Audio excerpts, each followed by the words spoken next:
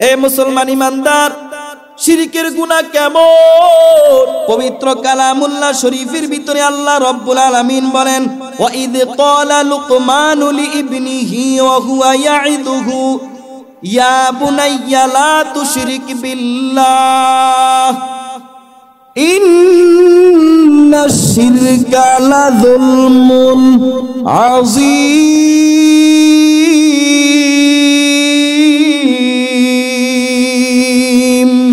আল্লাহু আকবার। এ মুসলমান ইমানদার, শিরকের গুনাহ কেমন?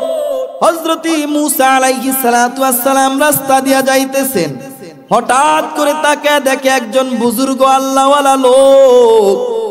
ওই আল্লাহওয়ালা লোকটা রাস্তার পাশে বসে বসে আল্লাহর তাসবিহ জপতেছে। পয়গম্বর মূসা ডাক দেয়া বলে, আল্লাহর বান্দা, কতদিন পর্যন্ত আপনি এখানে বসে আল্লাহর তাসবিহ আদায় করেন? আপনি কতদিন পর্যন্ত ইবাদত করেন? ওই আল্লাহর বান্দা ডাক দিয়া বলে, আমি এখানে 400 বছর পর্যন্ত আল্লাহর ইবাদত করি, আল্লাহর তাসবিহ জপি। বলেন সুবহানাল্লাহ। এই কত বছর? 400 বছর। মূসা আলাইহিস সালাতু ওয়াস সালাম ডাক দিয়া বলে, এই আল্লাহর ওলি বুজুর্গ, আপনার খাবারের ব্যবস্থা কে করেন? আপনি কোথা থেকে খান? ওই বুজুর্গ ডাক দিয়া বলেন, আমার আল্লাহ রব্বুল আলামিন আমাকে এখানে খাবার পাঠায়া দেয়, আমি এখানেই আল্লাহ রব্বুল আলামিনের কুদরতি খাবার খাই। এবার মূসা আলাইহিস সালাতু ওয়াস সালাম লোকটাকে ডাক দিয়া বলে, এই বুজুর্গ আল্লাহর গোলাম, আপনার জীবনে কোনো আশা আছে কিনা? বলে, হ্যাঁ, আমার 2টা আশা আছে। বলে, কি আশা? বলে, আমি ওই জামানার নবীকে আমার মন ভরে দেখব। দ্বিতীয় নম্বর হইল, আমি 1 গ্লাস ঠান্ডা পানি খাবো। মূসা আলাইহিস সালাতু ওয়াস সালাম ডাক দিয়া বলেন, হে আল্লাহর ওলি, আপনি আমাকে মন ভরে চায়া নেন, আপনি মন ভরে আমার দিকে তাকান। ওই লোকটা মূসা আলাইহিস সালাতু ওয়াস সালামের দিকে মন ভরে তাকাইলো। বলে, আপনি এখানে অপেক্ষা করেন, আমি আপনার জন্য ঠান্ডা পানির ব্যবস্থা করে দেই, আমি আপনার জন্য ঠান্ডা পানির ব্যবস্থা করে দেই। পয়গম্বর মূসা আলাইহিস সালাতু ওয়াস সালাম ঠান্ডা পানির ব্যবস্থা করার জন্য গেছেন। ঠান্ডা পানিয়া যখন ওই বুজুর্গর কাছে আসলেন, আসিয়া দেখে বুজুর্গটা দুনিয়ার জমিন থেকে বিদায়। ওই বুজুর্গ দুনিয়ার জমিন থেকে চলে গেছে, আল্লাহ রব্বুল আলামিন বুজুর্গের ইন্তেকাল করে দিয়েছেন।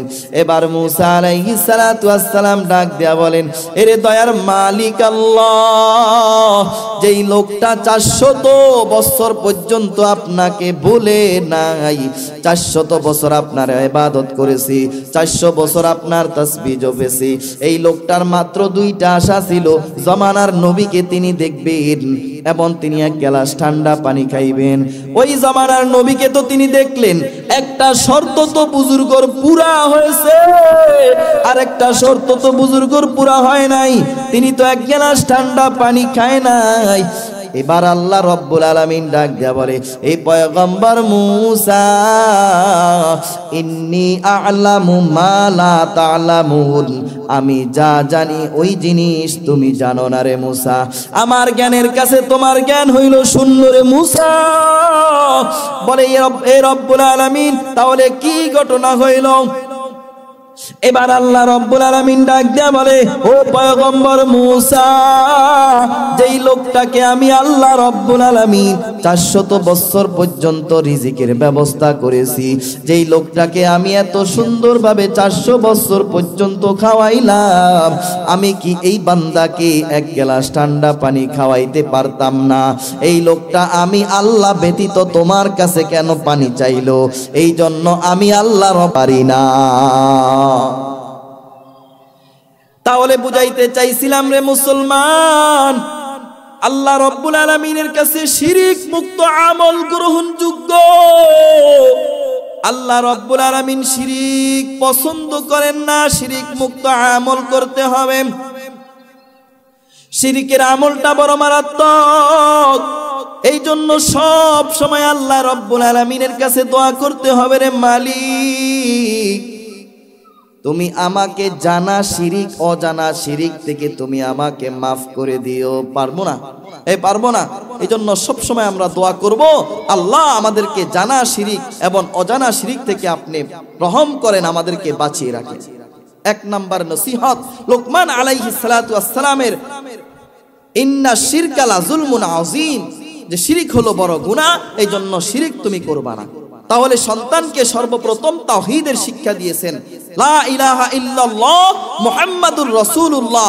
একটা সন্তানকে এটা শিক্ষা দেওয়া আমার জন্য, বাবা মায়ের জন্য সর্বপ্রথম কর্তব্য। এ মুসলমান ইমানদার, আল্লাহ রাব্বুল আলামিন বলেন, ওয়াসাইনাল ইনসানা বিওয়ালিদাইহি হামালাতুহু উম্মুহু ওয়াহনান আলা ওয়াহনিন وفصاله في عامين أن اشكر لي ولوالديك إلي المصير। আল্লাহ রাব্বুল আলামিন দ্বিতীয় নসিহতটা তুলে ধরেছেন। লোকমান আলাইহিস সালাতু ওয়াস সালাম তার সন্তানকে দ্বিতীয় নসিহতটা করলেন, এই সন্তান পিতা মাতার সাথে নাফরমানি করবা না, মা বাবার সাথে বেয়াদবি করবা না, মা বাবার সাথে খারাপ ব্যবহার করবা না। আল্লাহর পয়গম্বরের কাছে একজন সাহাবী আসিয়া বলতেছেন, ও পয়গম্বর, আমার মা বাবার মধ্য থেকে আমি কাকে বেশি মহাব্বত করব, কার সাথে বেশি সুন্দর আচরণ করব? আল্লাহর পয়গম্বর বলেন, উম্মুকা, তোমার মার সাথে তুমি ভালো ব্যবহার করবা। ওই সাহাবী আসিয়া বলতেছেন, সুম্মা আইয়ুন, ও পয়গম্বর তারপরে কে? আল্লাহর পয়গম্বর বললেন, উম্মুকা, তোমার মা। তারপরে আবার জিজ্ঞাসা করে, সুম্মা আইয়ুন, তারপরে কে? আল্লাহর পয়গম্বর বলেন, তোমার মা। তাহলে মার কথা বলেছেন কয়বার? জোরে বলেন, তিনবার। তিনবার মার কথা বলার পর এবার সাহাবী বলতেছেন, সুম্মা আইয়ুন, তারপরে কে? আল্লাহর পয়গম্বর ডাক দিয়া বলেন, তোমার বাবা, তোমার বাবা। তাহলে মার কথা তিনবার কেন বললেন? এ মুসলমান ইমানদার, বলে মার কথা তিনটা বলার কারণ, মা সন্তানকে নিয়ে তিনটা জায়গায় এমন কষ্ট করে রে গোলাম, দুনিয়ার জমিনে এই কষ্টটা আর কেউ করে না। মা সন্তানকে নিয়ে তিনটা জায়গায় বড় কষ্ট করে, বলে বাবা কোনোদিন এই তিনটা কষ্ট করে না। আল্লাহ রাব্বুল আলামিন বলেন, ওয়াসাইনাল ইনসানা বিওয়ালিদাইহি হামালাতহু উম্মুহু, বলে মা সন্তানকে গর্ভে ধারণ করে। এ মুসলমান ইমানদার, বলে মা সন্তানকে গর্ভে ধারণ করে রে গোলাম। দ্বিতীয় নম্বর হইল, মা সন্তানকে প্রসাব করে, ওই প্রসাবের কষ্টের বেদনা এটা একমাত্র মাই করে, বাবা করে না। তৃতীয় নম্বর হইল, মা সন্তানকে দুধ পান করায়, বাবা করায় না। এই তিনটা কষ্ট দুনিয়ার জমিনে মাই করে, বাবা করে না। ঠিক কিনা? জোরে বলে। এই জন্য আল্লাহর পয়গম্বর ডাক দিয়া বলেন, এ মুসলমান ইমানদার, তোমার মা বাবা বড় দামি সম্পদ। কেমন দামি সম্পদ? আল্লাহর পয়গম্বর বলেন, মা বাবা হইল তোমার জান্নাত, তোমার জাহান্নাম। কিভাবে জান্নাত, কিভাবে জাহান্নাম? আল্লাহর পয়গম্বর ডাক দেয়া বলে, রেজার রব্বি ফি রেজাল ওয়ালিদি, সাকাতুর রব্বি ফি সাকাতিল ওয়ালিদি। বলে মা তোমার প্রতি খুশি, আমার আল্লাহ তোমার প্রতি খুশি। মা তোমার প্রতি বেজার, বলে আল্লাহ তোমার প্রতি বেজার। এ মুসলমান ইমানদার ও পদ্মালের আম্মা জান, কথাগুলা খুব মনোযোগ দিয়া শুনবারে মুমিন। আল্লাহর পয়গম্বর বলেন, মা বাবা হইল তোমার জান্নাত, মায়ের পায়ের নিচে সন্তানের জান্নাত, বাবার পায়ের নিচে সন্তানের জান্নাত।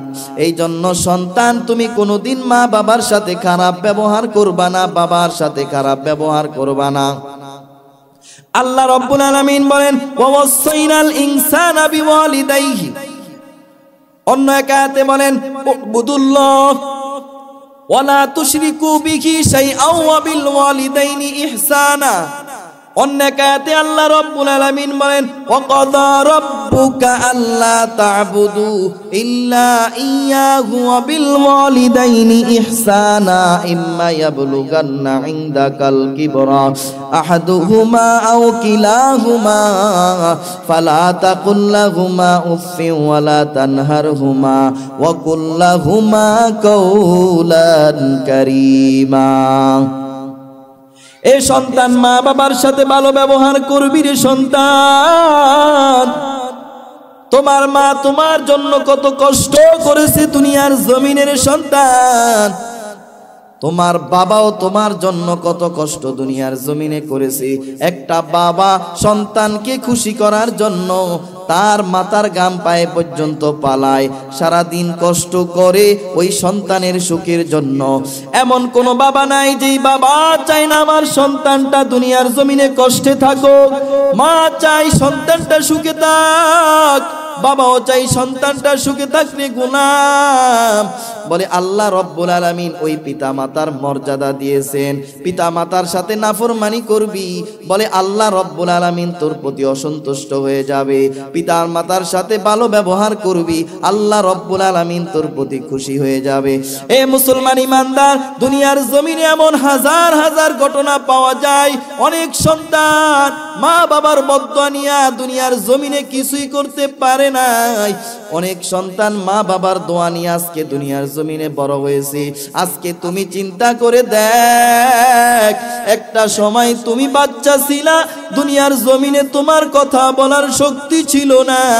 দুনিয়ার জমিনে তুমি ছিলে একটা ছোট বাচ্চা, তোমার একটাই শুধু আওয়াজ ছিল, শুধু কান্নার আওয়াজ। তুমি যখন কান্না করতা, তোমার মা দৌড়ায় তোমাকে বুকে নিত, তোমার মা তোমাকে দুধ খাওয়াইতো, তোমার মা তোমাকে আদর করত, কত যত্ন করত। আজকে সন্তান তুমি বড় হইছো, বড় হইয়া তুমি ওই মা বাবাকে ভুলে গেছো। আজকে তুমি সম্পদওয়ালা, টাকাওয়ালা, তুমি আদরের স্ত্রী পায় আরামে ঘুমাও, ওইদিকে বাড়িতে মা বাবা কত কষ্ট করিয়া জীবন যাপন করে রে বাবা। এ সন্তান, মা বাবার পিছনে খরচ করলে কোনোদিন সম্পদ কমে না। মা বাবার পিছনে খরচ করলে কোনোদিন সন্তানের টাকা কমে না রে মুমিন। বলে মা বাবার দোয়া লইয়া সমাজের ভিতরে তুমি চলবা, আল্লাহ তোমার প্রতি খুশি হয়ে যাবে। এ মুসলমান ইমানদার, ওই নোয়াখালী চান্দিনার একটা ঘটনা। এক আল্লাহর যুবক ওই বাস স্ট্যান্ডের ভিতরে ল্যাংটা হয়ে বসে আছে। বলে এই যুবকটা দেখতে অনেক সুদর্শন, লোকটা অনেক সুন্দর, রাজপুত্রের মতো দেখা যায়। ওই সন্তানটা এমন ভাবে উলঙ্গ অবস্থায় বসে রয়েছে, মানুষ যদি তাকে ঢাকার জন্য একটু কাপড় দেয়, তারপরও সন্তানটা ওই কাপড়টা পালায়া দেয়, উলঙ্গ অবস্থায় ওই বাস স্ট্যান্ডের ভিতরে সময় কাটায়। মানুষে যদি কিছু বলে, ওই সন্তানটা ইংলিশে কথা বলে, ইংরেজিতে কথা বলে। মানুষে জিজ্ঞাসা করে বাবা তুমি কিছু খাইছো, বলে ইংলিশে কথা বললা তার উত্তর দেয়। এ মুসলমান, জিজ্ঞাসা করলাম বাবা এই লোকটা কেন এমন পাগল? এই লোকটা তো দেখা যায় অনেক সুদর্শন, অনেক সুন্দর। এই লোকটার চেহারাটা কত সুন্দর, ভালো মানুষের মতো দেখা যায়, কিন্তু উলঙ্গ অবস্থায় জীবন যাপন করে।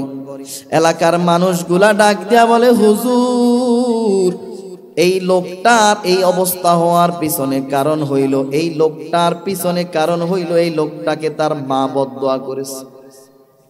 বলে এই সন্তানটা কি করেছে? বলে এই সন্তানের বাবা, এই সন্তান ছোট অবস্থায় মারা যায়। মা জীবন যৌবন সব কিছু বিসর্জন দিয়ে এই সন্তানটাকে লালন পালন করে, এই সন্তানটাকে বড় বানায়। এই সন্তানকে যখন বড় বানাইছে, সন্তানটা অনেক বড় একজন শিক্ষিত হয়েছে। অনেক বড় শিক্ষিত হইয়া সন্তানটা একটা ভালো চাকরি করে, প্রতি মাসে 1 লাখ টাকা বেতন পায়। ওই সন্তানটা ঢাকার শহরে একজন মেয়েকে বিবাহ করলো। একজন মেয়েকে বিবাহ করার পর ওই সন্তানটা মেয়েটা নিয়ে যখন দেশে আসলো, বাড়িতে আসলো, মায়ের সাথে ওই সন্তানটাকে, ওই মায়ের সাথে ওই বউকে রাখতে দিল। ওই ঘরের ভিতরে বউ শাশুড়ির যুদ্ধ শুরু হয়ে গেল। মা ওই বউটাকে মেনে নিতে পারে না। ওই বউটাও মাকে মেনে নিতে পারে না। এই মুসলমান ইমানদার, আজকে বলো সমাজের ভিতরে বউ শাশুড়ির যুদ্ধ আছে কিনা? একটু আওয়াজ দিয়া বলে। ঘরে ঘরের ভিতরে বউ শাশুড়ির যুদ্ধ, একটাই মাত্র কারণ, একটাই মাত্র কারণ, ওই মা ওই মেয়েটাকে নিজের মেয়ের মতো মনে করতে পারে না, ওই মেয়েটাও তার শাশুড়িকে নিজের মায়ের মতো মনে করতে পারে না। এই জন্য ঘরে ঘরের ভিতরে বউ শাশুড়ির যুদ্ধ। বলে ওই সন্তানের মা, ওই সন্তানের স্ত্রী আর মা মাঝে মধ্যে ঘরের ভিতরে মুখ খারাপ করে। একদিন বউয়ের মুখ খারাপ, আর একদিন ওই শাশুড়ির মুখটা খারাপ, মায়ের মুখটা খারাপ, এরকম ভাবে ঘরের ভিতরে চলতেই আছে চলতেই আছে। একদিন সন্তান বাড়িতে আসলো, বাড়িতে আসার পর তার মাটা, তার স্ত্রী ডাক দেয়া বলে, রে সন্তান, এই ঘরের ভিতরে এই ঘরের ভিতরে তোমার মা থাকবে, নয়তো আমি থাকবো। তোমার মা যদি এই ঘরের ভিতরে থাকে, এই ঘরে আমি থাকবো না। তোমার মাকে তুমি অন্য কোথাও পাঠায়া দাও। সন্তানের মাথাটা ছিল বড় গরম, স্ত্রীর কথা মতো মার সামনে হাজির হয়ে গেল। মাকে ডাক দেয়া বলে, রে মা, আজকে তুমি এই ঘর থেকে বের হয়ে যাইবা, এটা আমার ঘর, তুমি এই ঘর থেকে বের হয়ে যাইবারে মা। এবার মা ডাক দিয়া বলে, রে সন্তান, তোর বাবা যখন আমাকে বিবাহ করেছে, তখন আমি এই ঘরের ভিতরে আসলাম, দেখলাম তাল পাতার ঘর। আমি আর তোর বাবা কত কষ্ট করি এই ঘরটা আজকে বিল্ডিং বানাইলাম। অনেক রাত্র ঘুমাই নাই, অনেক দিন খানাও খাই নাই, না খাইয়া টাকা জমায়া জমায় ঘরটাকে বিল্ডিং বানাইলাম।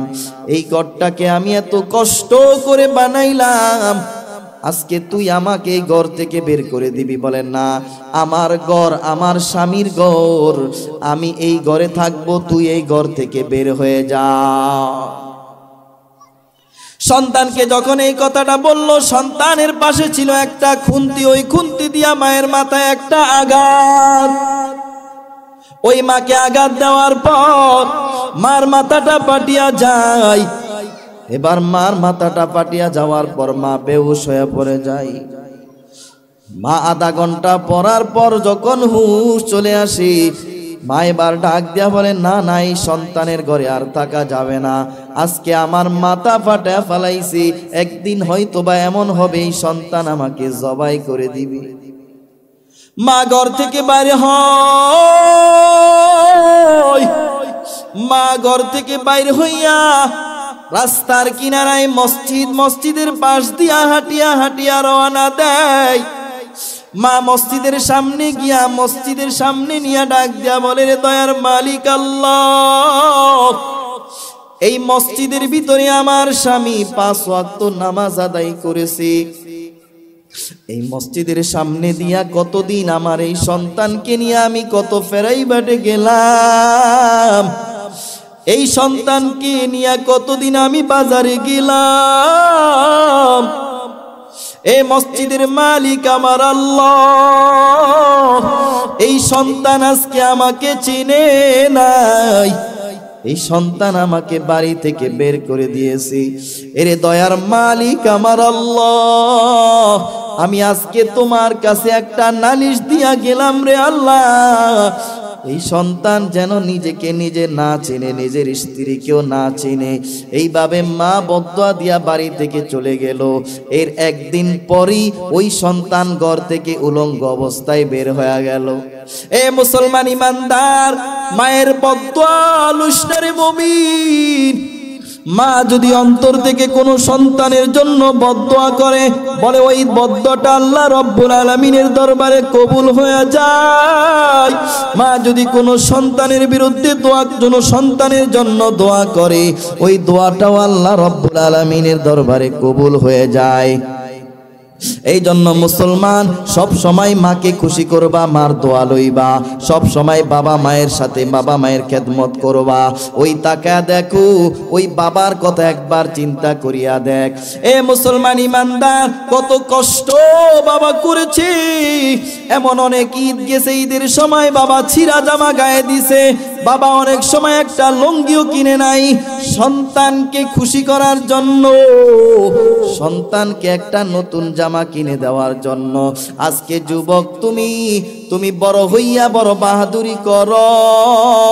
আজকে তুমি নেতা হয়েছো, তুমি বাড়ির মালিক হয়েছো, একবারও কি চিন্তা করেছো তোমার মায়ের দোয়া ছাড়া কিছুই হইতে পারো নাই? এ আল্লাহর বান্দা, এই জন্য মা বাবাকে কষ্ট দিবি না।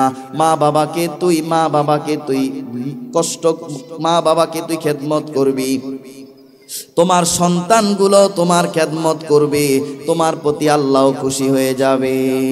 জীবনের মূল কষ্ট মায়ের, প্রসব বেদনায়, সাত আসমান সাত জমিন তখন মায়েরই মাথায়। জীবনের মূল কষ্ট মায়ের, প্রসব বেদনায়, সাত আসমান সাত জমিন তখন মায়েরই মাথায়। এমন মাকে কেমনে আজি, এমন মাকে কেমনে আজি যাব আমি ভুলিয়া। ও আমার প্রাণের মা, মা গো মা, কোথায় গেলে মোরে ছাড়িয়া? জনম দুঃখী এতিম আমি, চাই না কেহ মা ফিরিয়া। আমি যখন ছিলাম আমার মায়েরই উদরে, চলাফেরা করতেন যে মা কত কষ্ট করে। আমার সুন্দর মুখ দেখে মায়ে, আমার সুন্দর মুখ দেখে মায়ের ব্যথা যাই যে হাসায়া।